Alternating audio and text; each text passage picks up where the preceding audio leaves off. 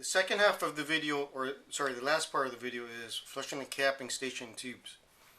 So I'm taking a syringe again, nail polish remover, slowly just placing it in the sponge side of the capping station here. You see it's not draining. To make it drain, and then again, you can unlock it by moving it underneath, spin the gear, and spin in the opposite direction to see if it will drain. And there's a certain spot that you would get in the capping station where it would drain here. You see it's starting to drain already on the left hand side. The right hand side's not draining, so I'm going to try that again.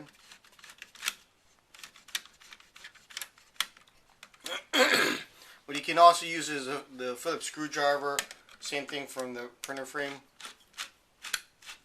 And you see that's working a lot better.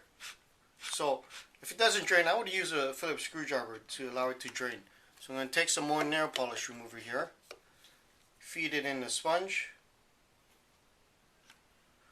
and all I did was just spun the screwdriver to the left. And you see now there's a certain section in the mechanism that allows you to unlock the tubing system so that it can drain. And you see that now it's unlocked and now it's draining perfectly fine now. Normally I use at least 2 syringes of nail polish. You want to just make sure that it's nice and clean because it's going to be stored away, and you don't want ink to harden in the system here.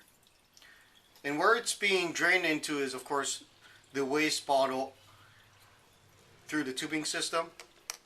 A good indicator that it's clean is you see that the solution draining is getting lighter and lighter.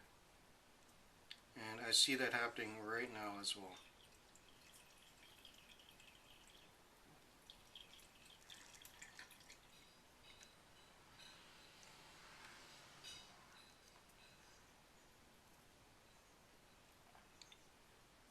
So now that that's done, what you want to do is also take a lint-free gauze, and you want to wipe down the components of the capping station. So let's put some nail polish remover on it. There's these rubber gaskets surrounding it. There's also a wiper blade, so I'm going to raise the capping station to get to the wiper blade. And that's the wiper blade right there. So I want to wipe the wiper blade. Make sure there's no ink buildup on it, because this wiper blade actually wipes the bottom of the printer head. So make sure that's nice and soft. You also want to take the Q-tip or even the same gauze. Make sure there's no ink buildup on the rubber gasket part of the capping station. None of the components should have any ink buildup on them. Wipe that down. Looks pretty good. Be very careful when you're doing that. If you prefer a Q-tip, you can use a Q-tip. So that's draining the capping station tubes. Of course, the tubing system, when I take the tubing system out, you'll see that it's pretty clear. You want to wipe this down. Discard the waste ink bottle as well. Normally, if you're shipping the printer, I would suggest removing this bottle entirely, or just emptying it, cleaning it out, placing it back inside the printer. Now you want to lock the printer head back over the capping station though.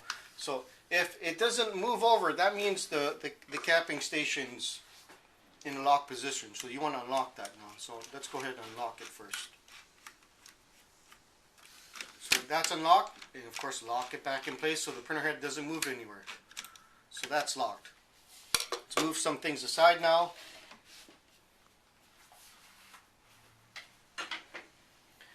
The last part of the video is there's a deposit pad here on the left hand side.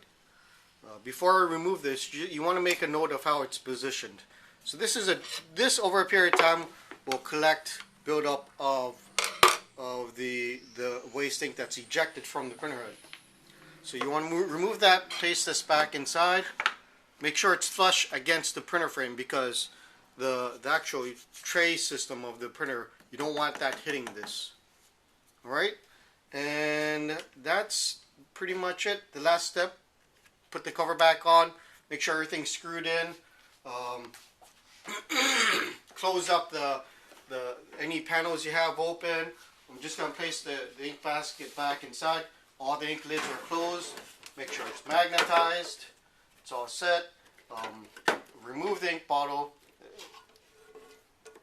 Let's go ahead and do that. And close it up.